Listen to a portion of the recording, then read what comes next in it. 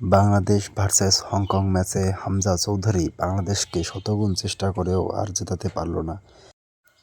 ম্যাচের ১৩ মিনিটে হামজা চৌধুরী গোল করেন।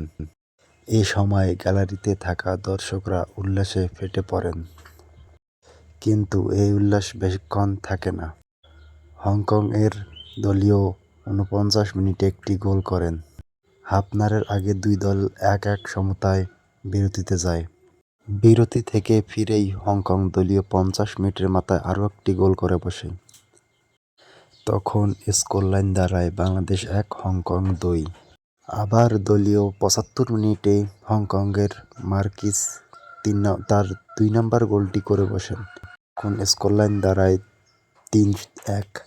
কিন্তু বাংলাদেশের মোরসালিন ৮৪ মিনিটে গোল করে বাংলাদেশকে সমতায় ফেরায় ২-৩। আবার ৯৯ মিনিটে সমিত সোম নেমে গোল করে বাংলাদেশের স্কোর দাঁড় করায় ৩-৩। লাস্ট মিনিটে গোল করে হংকং ম্যাচটি জিতে যায়। বাংলাদেশের আজকে ভাগ্য খারাপ, তাই ম্যাচটি জিততে পারেনি।